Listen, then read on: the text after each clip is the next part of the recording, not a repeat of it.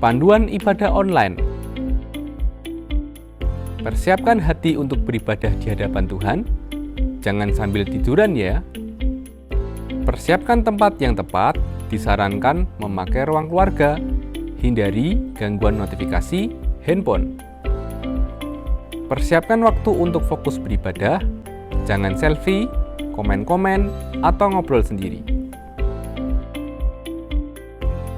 Pakailah pakaian yang sopan, yang menunjukkan sikap hormat beribadah. Persiapkan hati anak-anak untuk ibadah bersama, jangan sambil makan.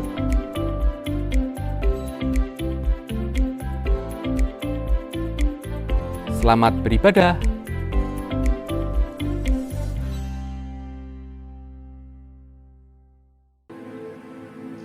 Shalom Bapak Ibu Saudara sekalian. Mari kita berdoa terlebih dahulu. Terima kasih Bapak, selamat pagi ya Bapak. Kami berkumpul di tempat ini untuk memuji dan memuliakan nama-Mu, menyembah Engkau ya Bapak.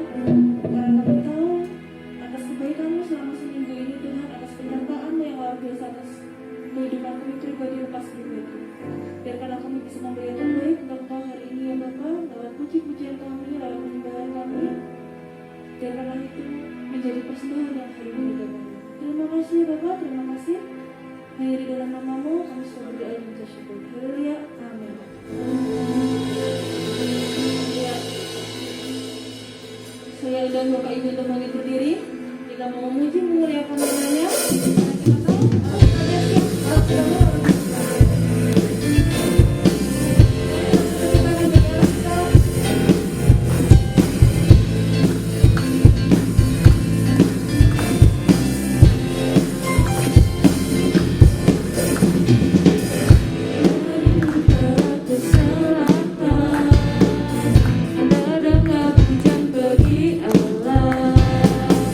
Dari barat sampai ke timur,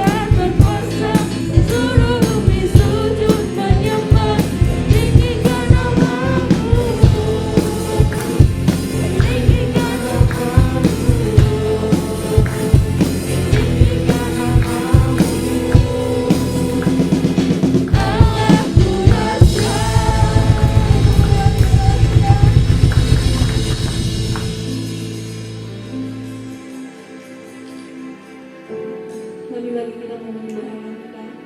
Karena di setiap fase kehidupan kita, Dia yang selalu menyertai kita, Dia yang selalu membimbing kita, dan mengajarkan kita banyak hal untuk bisa melewati setiap musim dan memberi kemenangan yang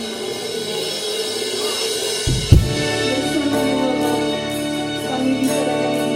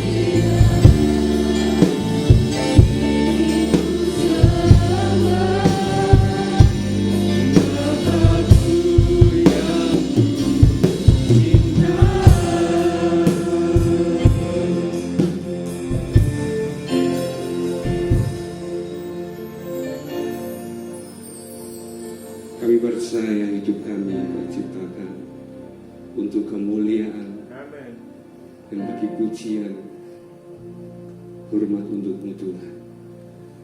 Terima kasih untuk setiap kesempatan hari ini yang telah Kau sediakan. Terima kasih Tuhan untuk setiap hembusan nafas kami, tarikan nafas kami, semua karena anugerah-Mu yang luar biasa. Kenyataan perlindungan-Mu selalu nyata dalam kehidupan kami. Bila hari ini Tuhan, kami membuka hati kami untuk mendengarkan setiap pesan-Mu Tuhan. Biar itu menguatkan, menghiburkan hati kami, memberikan pertolongan buat setiap kami, memberikan pengharapan bagi kami semua. Terima kasih Tuhan, terima kasih, kami bersyukur. Jikalau ada jemaat-Mu dimanapun mereka berada Tuhan, yang sedang kakinya goyah, Engkau kuatkan. Yang sedang dalam kesedihan, Engkau berikan penghiburan. Karena kami percaya Engkau Roh Kudus yang pribadi yang baik, yang menuntun kami kepada kebenaran. Terima kasih Tuhan. Hanya di dalam nama Tuhan Yesus kami sambut firman-Mu dengan penuh sukacita. Haleluya. Amin. Silakan duduk Bapak Ibu sekasih Tuhan. Shalom. Semua dalam keadaan yang baik. Amin. Begitu juga yang ada di rumah mengikuti ibadah online juga shalom. Ya, hari ini kita membuka hati untuk menerima berkat firman Tuhan. Siap untuk menerima berkat firman Tuhan hari ini? Amin. Oke. Kalau ada yang nggak jawab atau jawabnya tidak siap, wah agak repot ya. Sebenarnya ini saya sedang senyum Bapak Ibu ya, cuma nggak kelihatan matanya toh. Dan saya berharap Bapak Ibu juga sedang senyum. Wah, meskipun nggak kelihatan juga. Di balik maskermu ada senyumanmu. Wah, sok-sokan sih. Bapak Ibu, sebenarnya hidup manusia atau hidup kita sebagai manusia itu diciptakan Tuhan, didesain Tuhan untuk bergantung harap kepadanya. Jadi hidup manusia, hidup kita semua yang ada di tempat ini, bahkan seluruh manusia didesain Tuhan, dibentuk Tuhan, diciptakan Tuhan untuk mengandalkan Tuhan, untuk gandul Gusti. Jadi kita ini didesain untuk selalu berharap kepada Tuhan, selalu bergantung harap kepada Dia. Bahkan dari awal penciptaan manusia, kita sebagai manusia sangat-sangat membutuhkan Tuhan, sangat-sangat perlu Tuhan. Dalam Kejadian 2 ayat yang ke-7, kita buka bersama-sama Kejadian 2 ayat yang ke-7.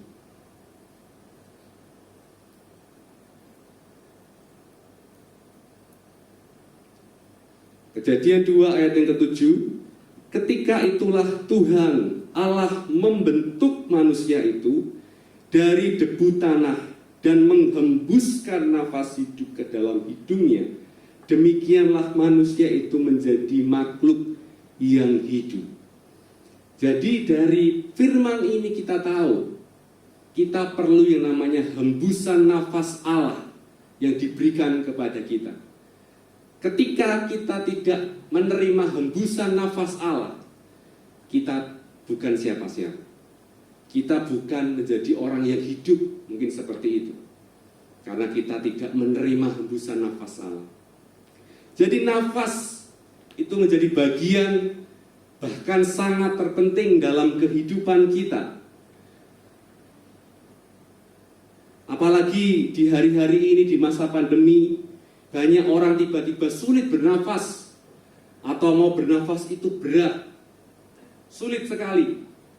Kalau hari-hari terkenalnya dengan saturasi oksigennya rendah, makanya alat pengukur saturasi oksigen namanya oximeter itu kemarin laris manis, karena banyak yang mengukur. Bahkan sempat beredar berita, bahkan kalau kita cari juga masih ada, stok oksigen itu bisa habis di rumah sakit, itu bisa habis karena kebutuhan oksigen yang sangat tinggi. Jadi bersyukurlah kita kalau hari ini kita masih bisa bernafas dengan lega, bernafas dengan bebas, dengan gratis. Bersyukurlah. Saya coba ajak Bapak Ibu semua bernafas panjang. 1, 2, 3. Hembuskan. Sekali lagi. 1, 2, 3. Hembuskan. Kadang ketika saya baca firman ini, ketika kita menarik nafas, itu seperti setiap tarikan nafas kita sampai mungkin kita nggak sadar karena kita sering nafas ya, jadi kita bebas bernafas. Kita harus juga paham dengan ayat ini bahwa di dalam setiap tarikan nafas kita, Tuhan itu menghembuskan nafasnya. Tapi jangan bayangkan seperti anak SD yang saya ajar, oh berarti ada Tuhan di samping kita ya, Mister ya. Terus Tuhan kita sedot-sedot gitu ya, enggak gitu. Tapi setiap tarikan nafas kita, Tuhan sedang menghembuskan nafas kepada kita. Jadi belajarlah ketika kita tarik nafas, ketika kita keluarkan, kita bilang terima kasih Tuhan. Karena di dalam nafas kita, Tuhan itu ikut campur. Tuhan itu berpengaruh dalam hidup kita. Dalam nafas kita saja. Terima kasih Tuhan. Jadi gak perlu berterima kasih karena kita mungkin dapat hal-hal yang besar. Cukup berterima kasih ketika kita bisa bernafas. Keluarkan, bilang terima kasih Tuhan. Karena itu ada hembusan nafas Allah. Katakan dengan jelas. Ketika itu Tuhan Allah membentuk manusia dari debu tanah. Belum hidup karena dari debu tanah. Dan menghembuskan nafas hidup ke dalam hidung. Sehingga kita menjadi makhluk yang hidup. Ketika kita tarik nafas, kita menemukan hadirat Tuhan. Karena Tuhan menghembuskan nafasnya untuk kita. Dan jangan lupa kita bilang terima kasih kepada Tuhan. Karena terbukti ketika kita masih bernafas, berarti itu masih ada kesempatan untuk kita ini berkarya. Masih ada kesempatan untuk kita ini menyenangkan hati Tuhan. Ada kesempatan, misalnya masih ada gondok-gondok gitu kan, masih ada kesempatan untuk mengampuni. Ada kesempatan untuk kita minta maaf. Ada kesempatan untuk kita melayani. Jadi nafas itu sangat penting dalam hidup kita. Sesuai dengan Kejadian 2 ayat yang ke-7 tadi, tanpa Allah, tanpa nafas Allah atau menghembuskan nafas kepada kita, kita bukanlah siapa-siapa. Tanpa nafas yang diberikan kepada kita semua, kita hanyalah butiran debu. Kita tuh hanya tanah yang enggak hidup. Tapi ketika Tuhan itu menghembuskan nafas untuk kita menjadi manusia yang hidup, manusia yang bisa beraktivitas, manusia yang hari ini saya melihat Bapak Ibu semua dengan sehat. Itu semua karena hembusan nafas Allah. Dan kita harus berterima kasih ketika kita ini ingat, oh dalam nafasku itu ada karya Allah yang besar. Kalau Tuhan tidak menghembuskan nafas itu kepada kita, siapakah kita? Jadi desain manusia itu kita membutuhkan Tuhan. Desain manusia kita butuh Tuhan, kita perlu mengandalkan Tuhan, kita perlu gandul Gusti kepada Tuhan. Gambaran yang lain juga ada, karena manusia itu harus mengharap kepada Tuhan, mengandalkan Tuhan. Juga ada gambaran yaitu pokok anggur dan kitalah caranya. Yohanes 15 ayat yang keempat sampai yang kelima.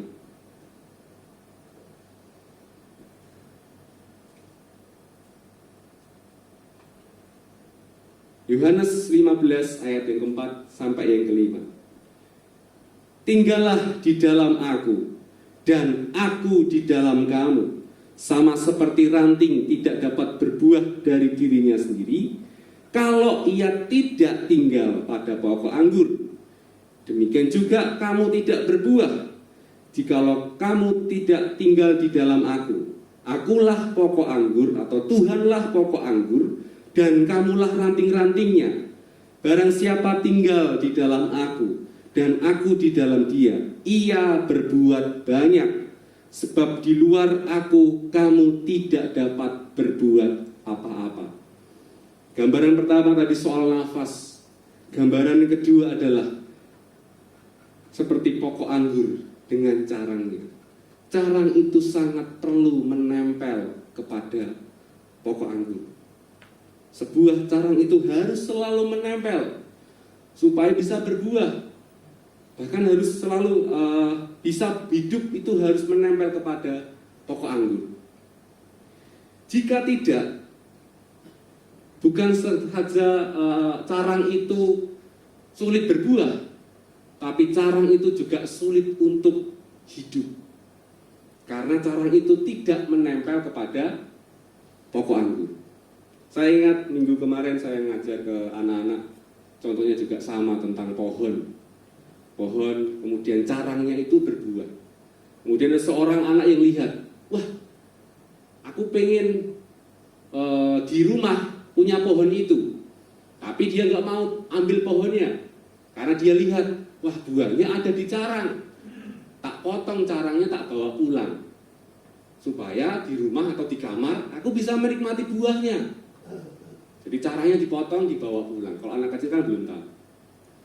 Sampai di rumah hari demi hari, carang itu menjadi kering. Bukan saja sulit untuk berbuah, tapi juga sulit untuk hidup.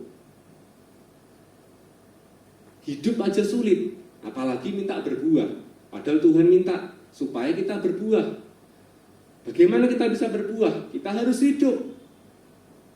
Bagaimana kita hidup? Kita harus menempel kepada pokok anggur. Jadi kita tidak bisa keluar dari desain Tuhan. Karena desain Tuhan untuk kita harus menempel kepada pokok anggur. Kita harus bergantung harap. Kita harus mengandalkan Tuhan. Sekali kita lepas, bukan saja kita sulit berbuah, hidup saja kita sulit. Maksudnya kita bukannya mau sakit-sakit, enggak, tapi mungkin pekerjaan sulit, aktivitas sulit dan sebagainya, karena kita tidak menempel kepada pokok anggur. Dari ayat tadi, Yohanes 15 ayat 4 khususnya, tinggallah di dalam aku atau tinggallah di dalam Tuhan, artinya andalkanlah Tuhan, bergantunglah kepada Tuhan. Jadi kita tuh tinggal, nempel kepada pokok anggur. Kita bergantung, kita gandul Gusti, tidak boleh lepas. Namanya gandul Gusti, lepas, brok, jatuh. Carang lepas, mati. Kita lepas, mungkin secara fisik kita bisa hidup, tapi hidup itu berat, penuh dengan sungut-sungut, penuh dengan masalah dan sebagainya, dan pikiran kita penuh. Kemudian dikatakan juga, dan aku Tuhan di dalammu. Artinya kita harus membuka hati kita supaya Tuhan itu masuk, berpengaruh dalam hidup kita. Kita mengandalkan Tuhan dan kita membuka hati kita supaya Tuhan itu berkarya dalam hidup kita. Pada dasarnya, karena kita didesain itu untuk mengandalkan Tuhan. Misalnya saya punya TV yang lama, belum bisa, sekarang TV kan yang canggih-canggih. Ini belum bisa ada wifi, mau YouTube-an belum bisa. Saya paksa, sampai dunia kiamat pun ya nggak bisa. Karena TV itu nggak didesain untuk TV yang canggih, hanya yang analog saja. Begitu juga manusia. Tuhan mendesain kita itu tuh bergantung harap. Kita keluar dari desain Tuhan, kita nggak bisa apa-apa. Kita keluar dari desain Tuhan, kita nggak bisa berbuah. Karena pada dasarnya di luar Tuhan, manusia itu sangatlah terbatas. Manusia itu sangat lemah. Kalau saya kasih contoh kepada anak-anak saya ngomong, misalnya kalau mau tembus ini tembok nggak bisa, karena saya terbatas, pasti nabrak. Sampai bejut ya nabrak terus, karena terbatas. Dan manusia itu lemah. Terbatas kekuatannya, terbatas fisiknya, terbatas berpikirnya, juga terbatas waktunya. Ada orang mengatakan waktu itu tak terbatas, tapi bagi manusia terbatas. Kita punya waktu yang terbatas.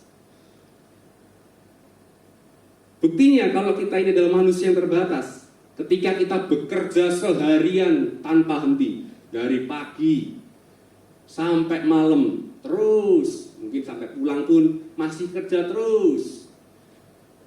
Kekuatan kita terbatas, lama-lama kita capek. Badan itu rasanya pegel semua. Apalagi mungkin sudah yang umurnya di atas-atas gitu ya. Itu mesti pegel semua.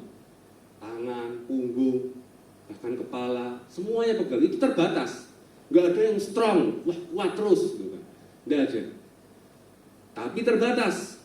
Kemudian ketika kita sudah sangat capek, pegel semua, ditambah kurang istirahat, kurang makan atau makannya tidak teratur, lama-lama tubuh kita akan sakit. Tadi terbatas kekuatannya, akhirnya kita capek, terbatas fisiknya, akhirnya kita sakit. Terbatas juga berpikirnya. Mungkin Bapak Ibu pernah mengalami ketika berpikir dengan sangat keras, nggak ketemu jalan keluarnya, muter-muter di sini. Ini gimana, dituntut begini, kita harus berpikir muter-muter. Pasti kita juga akan stres, putus asa. Rasanya pusing, asam lambung naik, gak bisa tidur. Itu karena kita terbatas berpikirnya. Itu manusia. Terbatas juga waktunya. Ada yang dipanggil Tuhan itu masih muda. Anak-anak yang masih muda dipanggil Tuhan. Mungkin kita ngomong sama tetangga kita, "Saake ya, kasihan. Kenapa Bu?" Gitu. Dia meninggal masih muda. Kasihan. Siapa yang tahu waktu kita?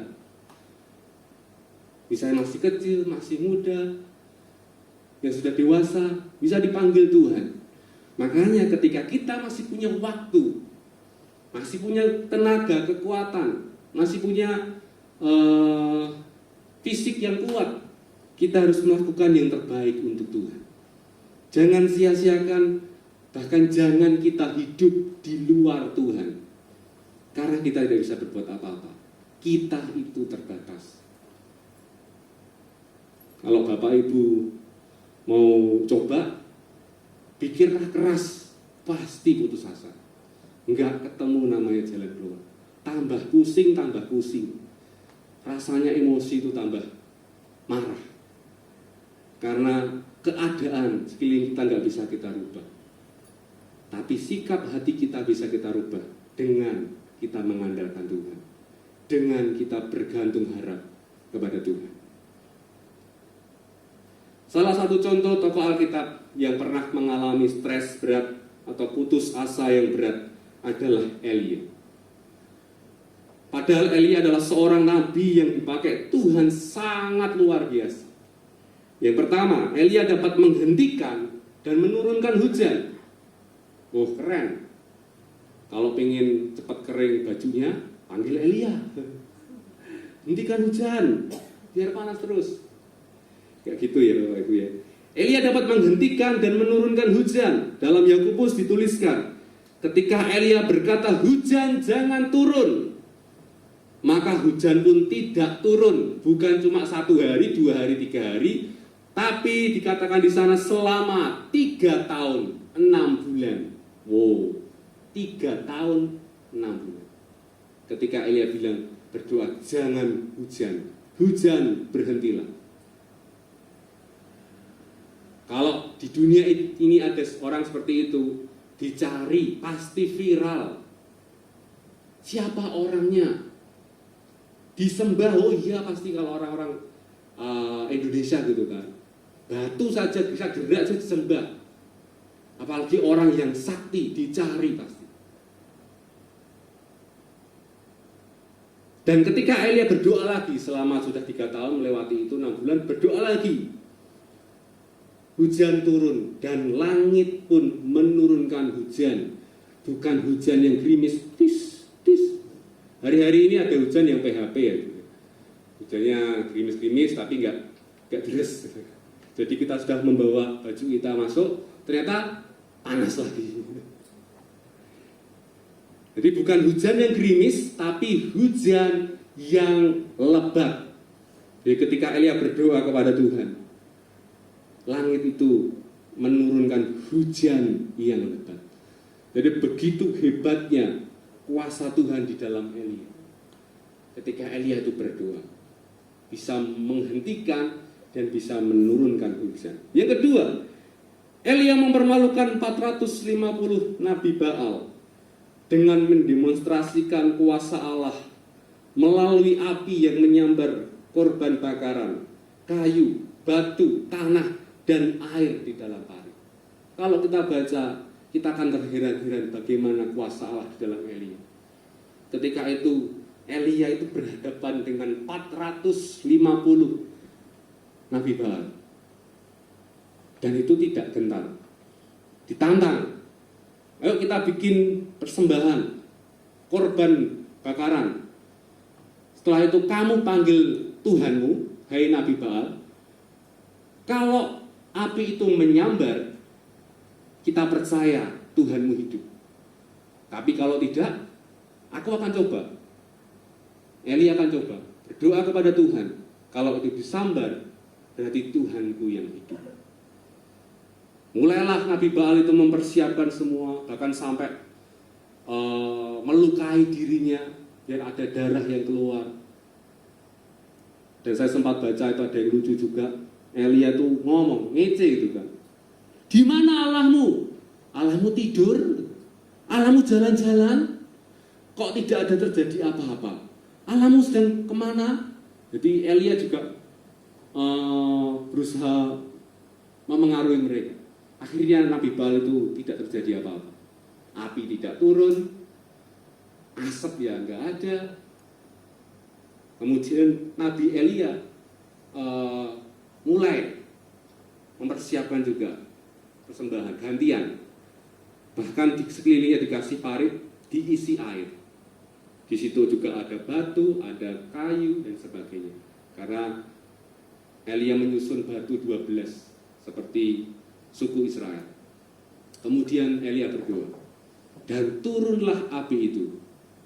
Bukan sekedar menyambar kayunya, ini yang keren, tapi menyambar batunya juga, menyambar airnya juga. Jadi habis. Dan disitulah Tuhan, Elia mempermalukan Nabi Baal. Dan mereka tahu, masyarakat sekelilingnya tahu, siapa Tuhan yang hidup. Kehebatan Elia juga dapat membangkitkan anak janda Sarfat dari kematian. Dan masih banyak lagi yang dilakukan Elia. Kita bisa melihat gambaran. Ini hamba Tuhan yang hebat, hamba Tuhan yang luar biasa, hamba Tuhan yang keren, punya kuasa yang luar biasa. Tapi ketika Elia mendengar perkataan dari Isabel, suatu kali Isabel berkata kepada Elia, Elia, engkau telah membunuh nabi-nabiku. Sekarang aku bersumpah demi para dewa bahwa aku akan membunuhmu besok malam kira-kira pada waktu ini. Jadi kalau bilangnya siang, ya kira-kira siang ini, besok siang, tak cari kamu, tak bunuh. Seperti kamu membunuh nabi-nabiku. Ketika Elia mendengar perkataan itu, ketika Elia itu merenungkan perkataan itu, mulailah hati Elia itu gentar. Karena biasanya Elia menghadapi sesuatu, kejadian A, dia berdoa. Kejadian 1, dia berdoa. Tapi hari ini, kejadian ini, dia terlalu berpikir terlalu berat. Aduh, besok mati. Aduh, besok aku dibunuh.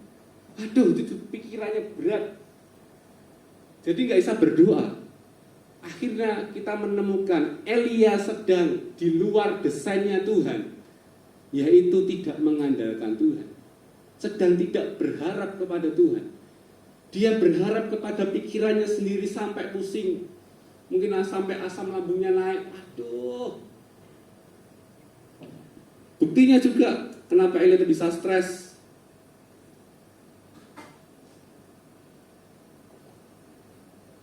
Tanda-tanda kestresan Elia dalam 1 Raja-Raja 19 ayat yang ketiga. 1 Raja-Raja 19 ayat yang ketiga. Padahal kebanyakan orang ya Bapak Ibu, ketika lihat hamba Tuhan yang seperti ini, kita pasti ngomong ini hamba Tuhan yang hebat, hamba Tuhan yang luar biasa. Tapi ketika hamba Tuhan itu jatuh, pertanyaan kita pasti, kok bisa ya? Terus kadang juga yang kedua gini, kalau hamba Tuhan itu jatuh, bagaimana dengan saya yang manusia biasa? Kadang kita membandingkan seperti itu.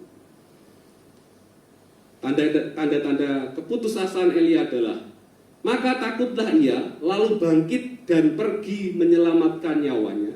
Dan setelah sampai ke Betseba, yang termasuk wilayah Yehuda, ia meninggalkan bujangnya di sana. Yang pertama, Elia mencoba untuk melarikan diri dari kenyataan. Dia lari. Dia takut, bangkit dan pergi menyelamatkan diri. Biasanya kalau kita punya masalah, pertama yang paling mudah adalah lari. Makanya banyak koruptor-koruptor ketika ketangkap atau sudah divonis, kemudian mereka akan dihentikan, dibatasi, jangan pergi ke luar negeri, supaya nggak lari. Jadi paling mudah kita lari. Seberapa sering kita lari dari masalah?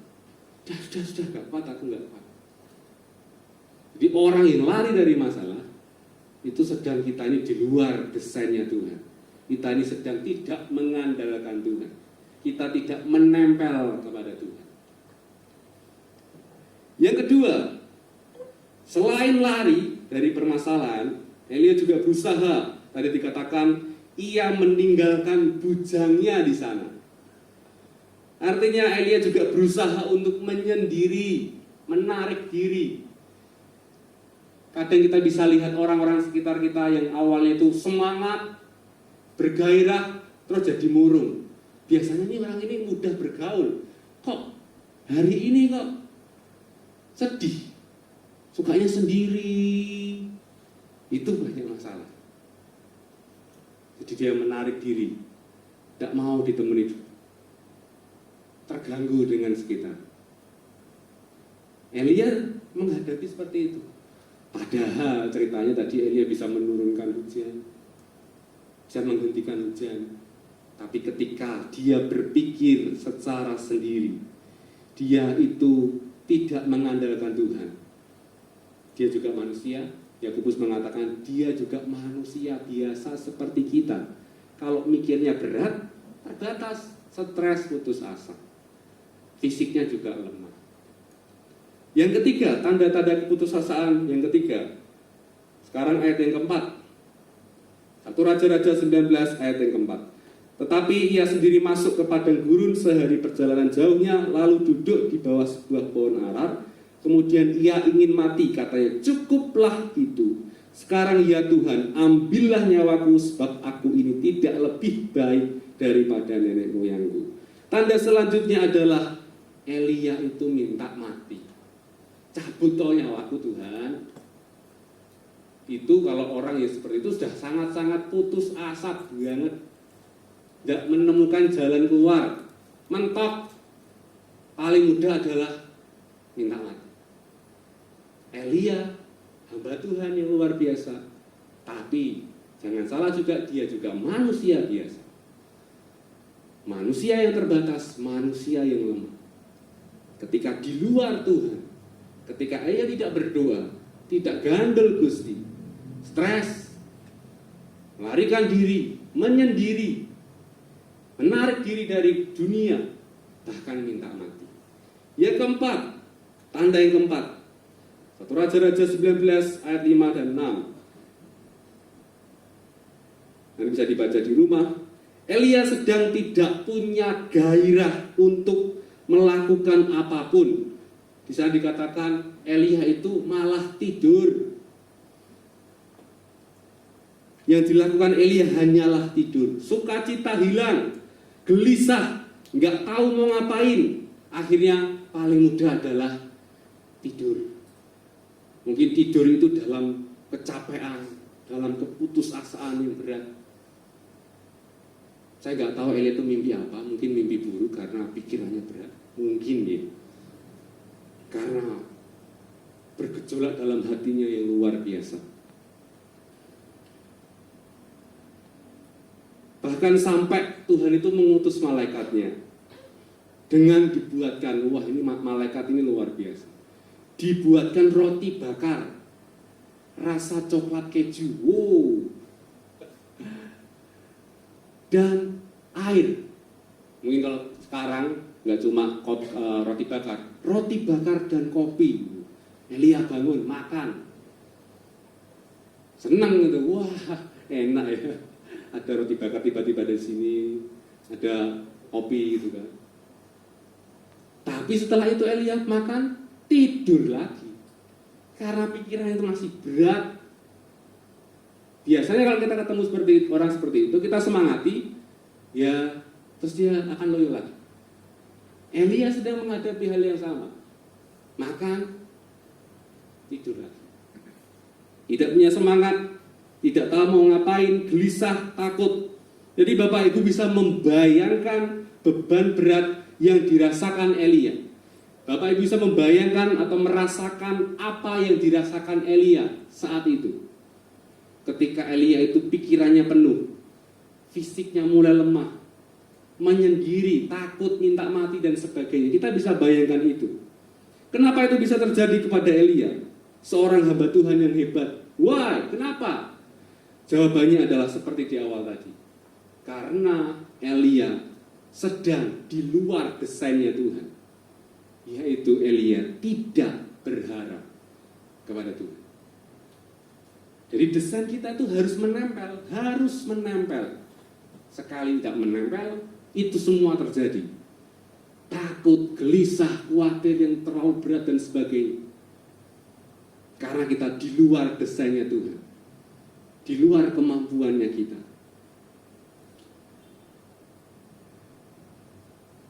Elia sedang tidak bergantung harap kepada Tuhan. Elia sedang tidak menempel dengan pokok anggur yang benar. Elia sedang keluar dari desainnya Tuhan. Elia sedang tidak gandul Gusti. Kalau bahasa anak muda sekarang, Elia itu sedang burn out. Dia keluar, dia keletihan fisik, dia letih pikiran, dia letih emosional, semuanya dia kecapean. Dia putus asa. Dia minta mati dan sebagainya. Dan kita pun dapat mengalami hal yang sama.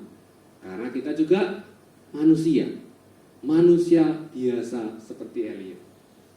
Ketika kita di luar desainnya Tuhan, ketika kita ini tidak bergantung harap kepada Tuhan, pikiran kita akan penuh dengan masalah-masalah kehidupan kita. Mungkin kalau ibu-ibu setrikaannya banyak, terlalu banyak mikir, bawangnya habis, mikir gasnya habis, mikir jatah bayar sekolah, mikir berat.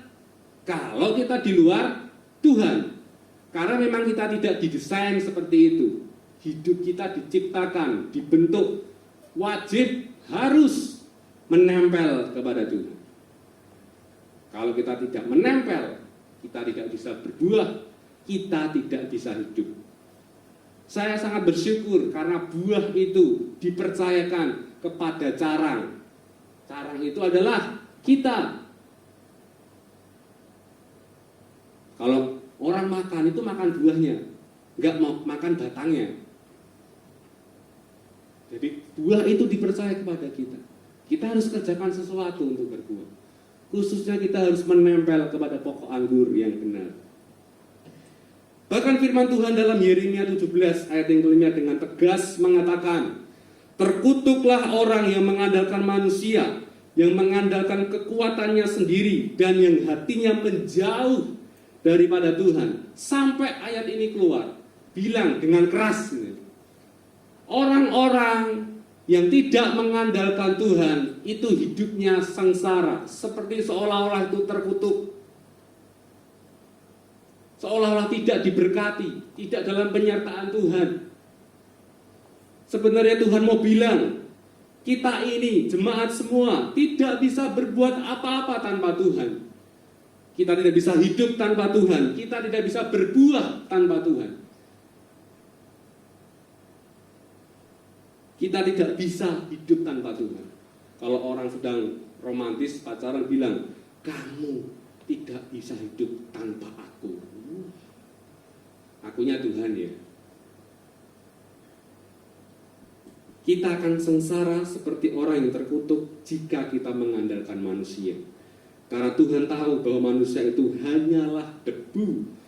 Wong Tuhan yang nyiptain pasti Tuhan tahu. Manusia adalah manusia yang terbatas dan penuh kelemahan. Makanya kita harus mengandalkan Tuhan. Kita harus gandul Gusti seperti yang dikatakan ayat selanjutnya, Yeremia 17 ayat yang ke-7. Diberkatilah orang yang mengandalkan Tuhan, yang menaruh harapannya pada Tuhan. Kembali ke cerita Elia. Makanya Tuhan itu berusaha sekali membangkitkan imannya Elia, membangkitkan pengharapannya Elia. Karena firman Tuhan ini jalan. Elia sedang hidup sengsara seperti orang terkutuk. Dan Tuhan maunya hidup kita diberkati. Dan kita juga mau diberkati. Amin. Kalau firman ini mengatakan diberkatilah orang yang mengandalkan Tuhan. Tuhan itu berusaha memotivasi Elia, memotivasi kita semua. Supaya kita hidup di dalam Tuhan. Supaya apa? Ya demi kebaikan kita sendiri. Supaya hidup kita tidak sengsara, asam lambung kita tidak naik, supaya kita bisa tidur dengan nyenyak, diberkati Tuhan. Makanya ketika Elia itu sudah makan roti bakar yang rasa coklat keju tadi, minum air, tidur lagi, malaikat datang lagi, bangunin lagi. Elia bangun. Gak cukup waktumu kalau kamu tidur terus.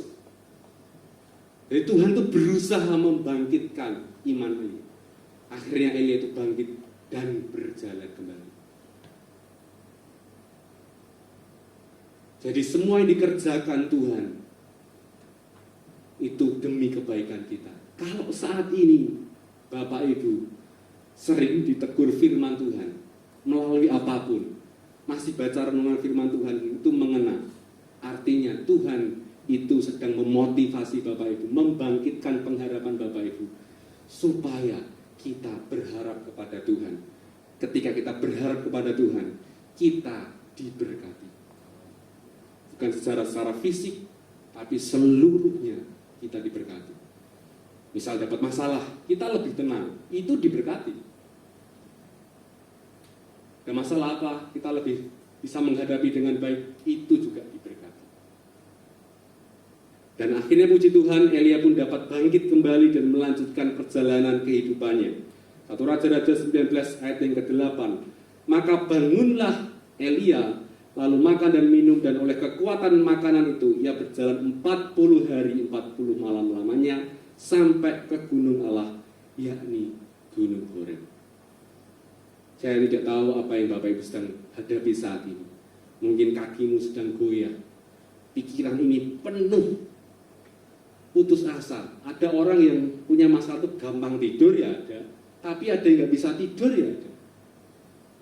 Semakin kita nggak bisa tidur, badan kita tambah capek, tambah sakit menurun. Karena kita tahu firman-Nya, manusia didesain untuk berharap kepada Tuhan. Kita keluar dari rencana itu, desain itu, kita nggak bisa apa-apa. Jadi rangkuman hari ini, yang pertama, kita harus menyadari bahwa kita ini adalah manusia yang didesain untuk selalu mengandalkan Tuhan.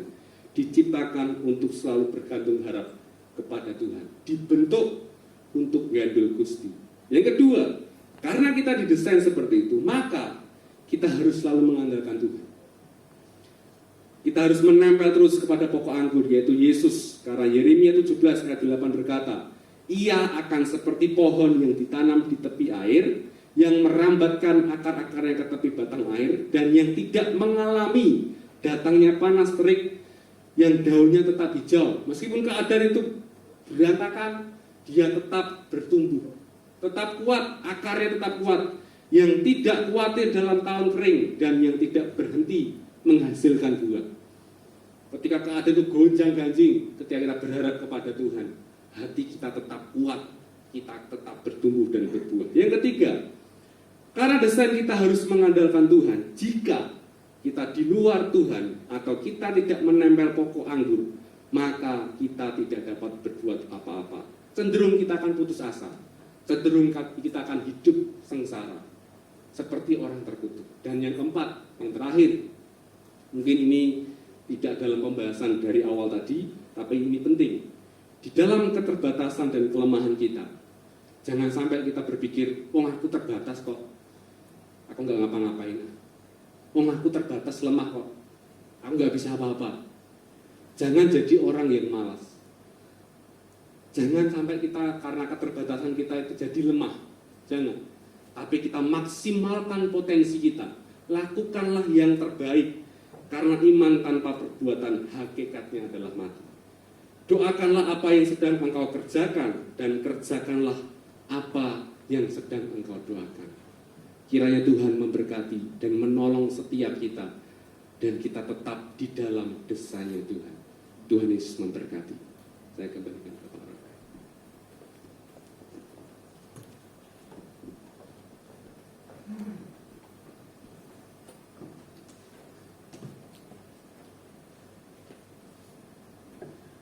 Shalom, selamat pagi. Terima kasih untuk firman yang disampaikan yang memberkati kita semua. Tanpa sadar kita ada di era atau musim kehidupan yang baru. Sudah 2 tahun ya kurang lebih ya. Tadi dikatakan kalau senyum pun tidak kelihatan, tetapi sekalipun tidak kelihatan lebih baik Anda senyum. Coba lihat kanan kiri, sudah lama tidak ketemu ya, lihat, berikan senyum yang terbaik. Sekalipun tidak kelihatan, Anda akan kelihatan senyum apa enggak. Ya, yang ada di pikiran, bersyukurlah karena setiap kita Tuhan pelihara, Tuhan jagai. Ya, ada yang tambah mekar, ya kan. Kehidupan ini tidak bisa kita pahami, tetapi kita perlu menjalani dengan hati yang tulus dan bersyukur, karena Tuhan itu baik. Ya, percayalah Tuhan itu baik. Kebenaran firman yang kita dengar, kita bisa merenungkan, kita bisa mengingat, mencerna bahwa ranting dipercaya menjadi media untuk berbuah, tapi semuanya bersumber daripada batang pohonnya. Yang lebih lagi adalah akarnya. Kebenaran firman berkata, firman atau benih itu ditabur, jatuh di tanah berbatu. Mereka yang mendengarkannya bersukacita, mengamini dan mensyukuri bahwa Tuhan itu luar biasa. Tetapi satu perkara, sebagaimana yang tadi kita dengar, sikap daripada Elia menghadapi banyak intimidasi. Saya mau katakan intimidasi sebetulnya 99,sekian% itu tidak terjadi.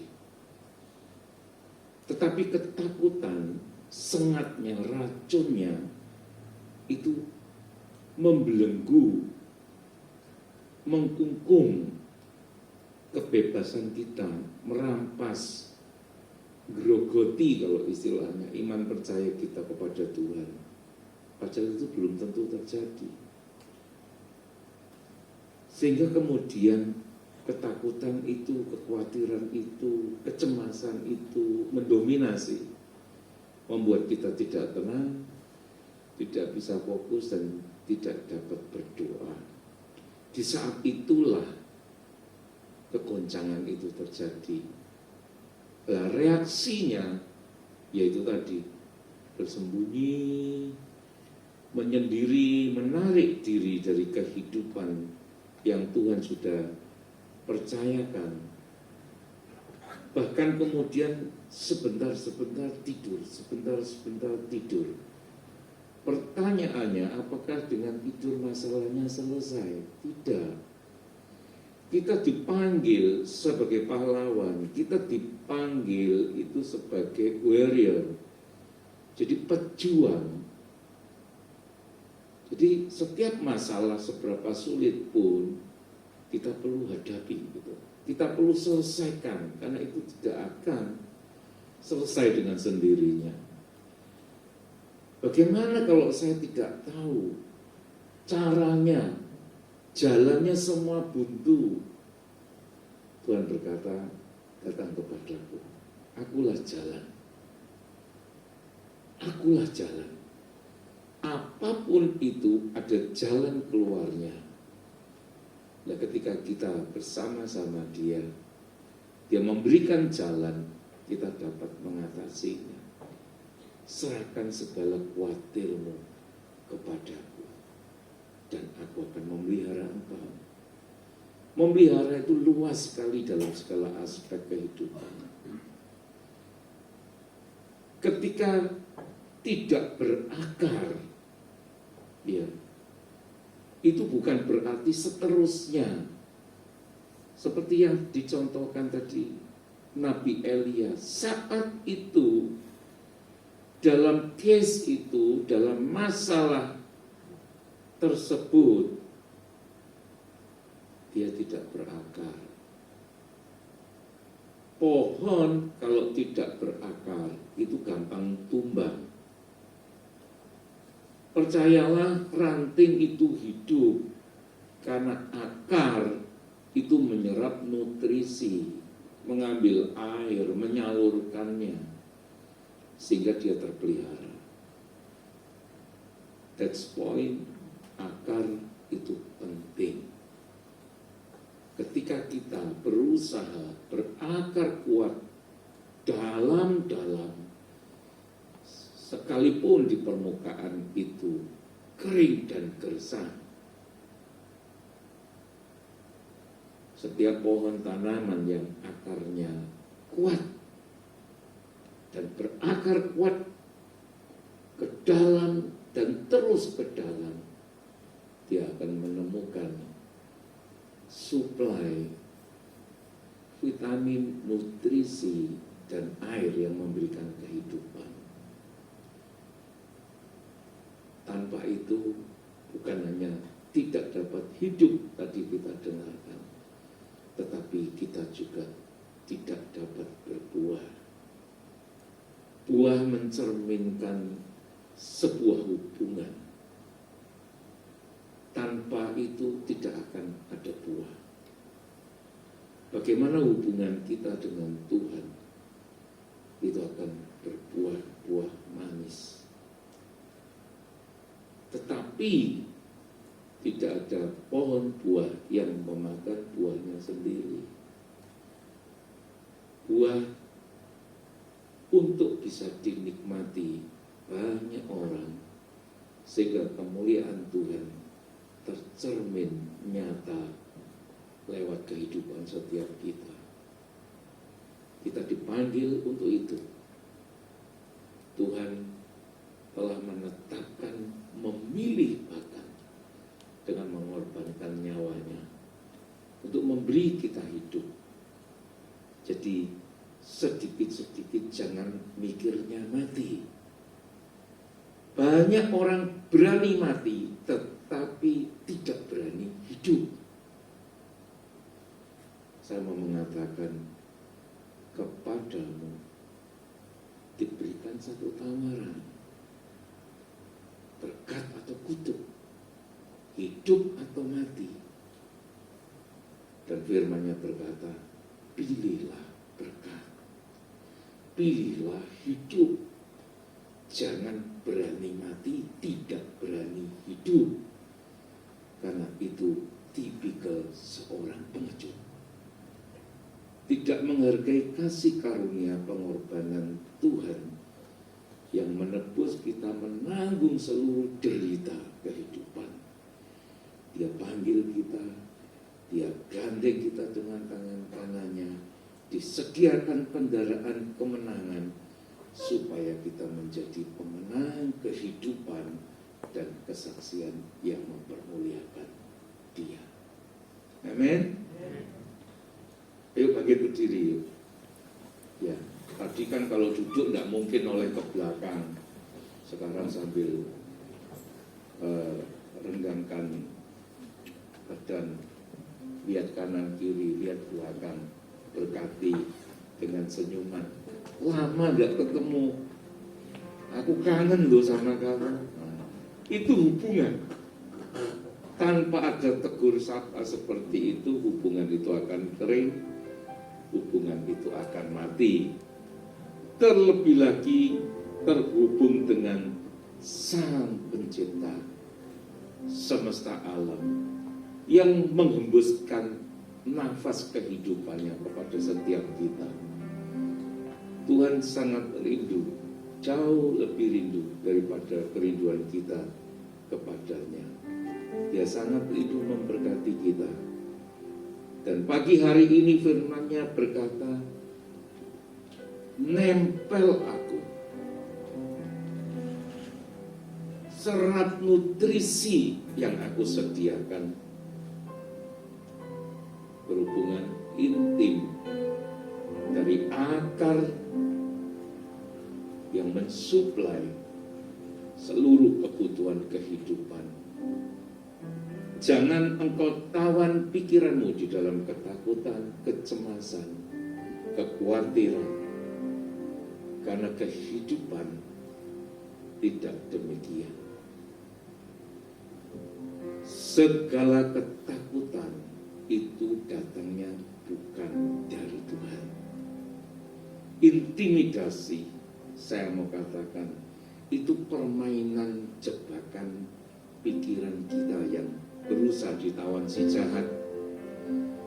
Karena ketakutan, kekhawatiran, intimidasi 99,sekian% itu saya mau katakan tidak terjadi dalam hidupmu ketika engkau lebih lagi melekat kepadanya. Karena Dia akan bawa setiap masalah, Dia berikan, Dia tunjukkan kita jalan keluarnya. Jangan takut, jangan khawatir. Tidak boleh ngeblek apa, tapi ngomong kanan kiri, muka belakangmu, jangan takut. Lah yang diajak ngomong, ya jawab dong, kamu juga gitu ya. Tak usah takut, Allah menjagamu. Tak usah kita khawatir, bimbang, Dia memberkati kita. El Shaddai, El Shaddai. Tuhan itu maha kuasa, Tuhan itu maha besar. Tuhan penjaga pembela kita. Ya kita nyanyikan itu ya, El Shaddai. Dengan iman percaya, berkatalah kepada hidupmu, berkatalah kepada jiwamu, berkatalah kepada pikiran kehendakmu. Engkau harus tunduk dan percaya dengan iman, bertindak sebagai bukti iman percaya yang hidup bahwa Tuhan di atas segalanya.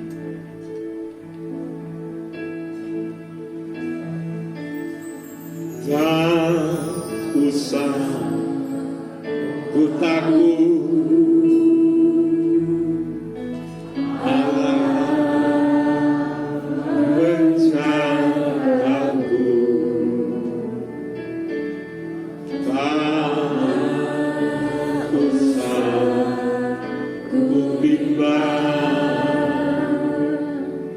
Yesus peliharaku. Tak usah susah,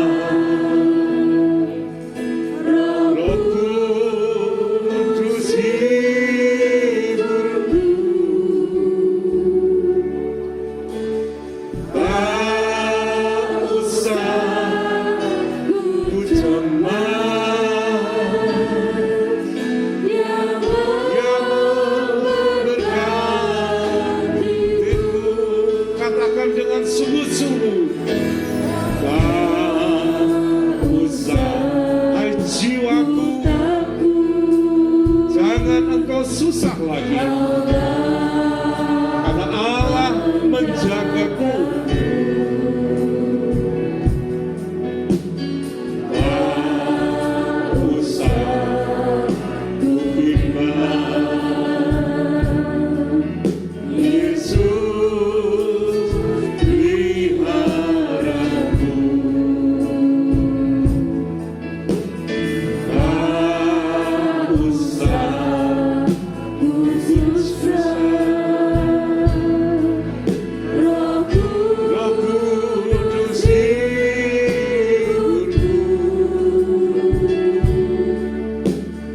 Tak usah ku cemas, yang memberkatiku.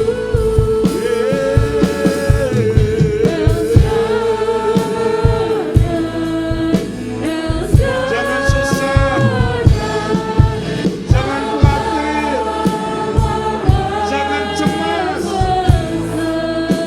Tuhan katakan, aku ngerti susah, aku ngerti keberadaanmu, aku ingin engkau sehat, pencernaanmu sehat, lambungmu sehat, tidak naik asam lambung, engkau dapat tidur nyenyak. Tenanglah, karena damai sejahtera itu sudah diberikan kepada kita. Itu sulit dan besar bagimu, tetapi bagi Tuhan tidak ada yang mustahil. Dan bagi setiap orang yang percaya kepadanya, tidak ada yang mustahil. Keadaanmu akan baik-baik saja. Dia akan tunjukkan jalan kemenangan untuk menyelesaikan setiap persoalan. Dia besar, Dia besar, Al-Shaddai mulia,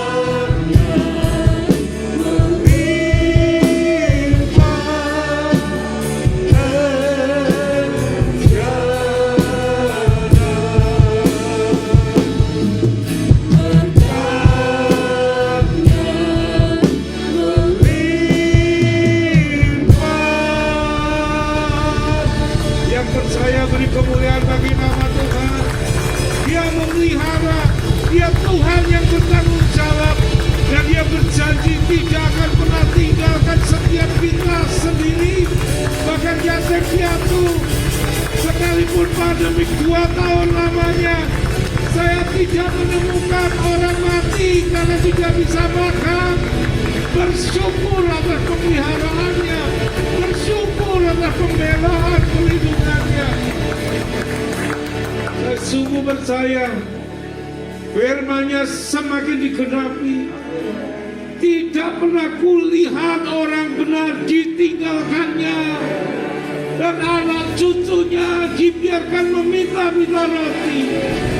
Tapi Dia panggil kita untuk diberkati dan memberkati. Percaya itu, biar itu semakin terjadi di dalam hidupmu. Nilai-nilai kehidupan yang Tuhan wariskan kepada setiap kita. Kita tidak akan kekurangan, karena air dari tempat yang mati itu mengalir dalam setiap kehidupan kita. Di mana ada aliran air yang memberi kehidupan, di sepanjang tepi kanan kiri aliran air sungai itu, pohon-pohon itu tumbuh subur dan mereka berbuah pada musimnya, tidak mengalami kekeringan, tapi segarkan karena anugerah-Nya sempurna bagi kita.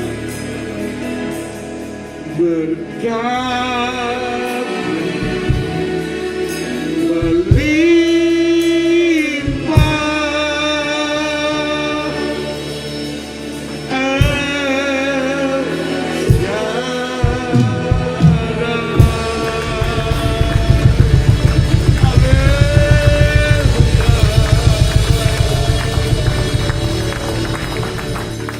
bersyukur pagi hari ini Engkau telah memberkati kami dengan kebenaran firman-Mu yang hidup. Engkau menyajarkan kami, Engkau menempelak kami. Tambah-tambahkan iman percaya kami kepadamu. Bila kami melihat kemuliaan Tuhan semakin dinyatakan lewat kehidupan masing-masing pribadi. Berkati hamba-Mu Bapak Sena yang telah memberkati kami semua pagi hari ini, dan setiap pekerjaan pelayan dan keluarganya. Tuhan, terima kasih. Kami percaya orang benar akan hidup oleh iman. Bila kami semakin berakar kuat ke dalam menemukan air kehidupan-Mu, bertumbuh-tumbuh ke atas berdaun hijau dan berbuah-buah lebat, berbuah-buah tetap bagi kemuliaan-Mu. Nama-Mu dipuji, ditinggikan, dipermuliakan. Jadikan kami kesaksian kehidupan, karena Kau telah memberkati kami dengan berkat yang menyelamatkan. Kau telah memberkati kami dengan kebahagiaan, dan kebahagiaan itu tetap sepanjang umur kehidupan kami. Terima kasih Tuhan Yesus, terima kasih Roh Kudus. Kami boleh dikuatkan, kami boleh disegarkan. Setiap kami yang hadir di tempat ini maupun yang mengikuti ibadah online, Engkau memberkati dengan berkat ilahi yang sama. Engkau mengurapi kami dengan kuat kuasa-Mu. Terima kasih Roh Kudus atas penghiburan-Mu, atas segala tuntunan jalan-jalan kehidupan, sehingga Kau membawa kami di dalam kemenangan-Mu yang ajaib. Roh tubuh jiwa kami sehat, seluruh aspek kehidupan Engkau bawa kami Tuhan di dalam kemenangan. Engkau sehatkan semuanya yang sakit. Engkau berkati dan setiap apa yang kami kerjakan Engkau buat berhasil.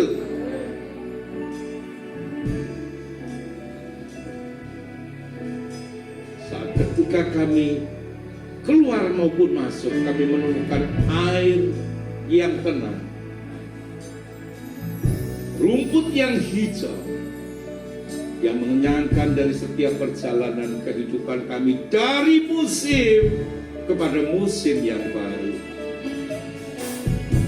Kami pulang dalam damai sejahtera-Mu, kami pulang dalam sukacita-Mu, diberkati untuk menjadi berkat bagi kemuliaan nama-Mu.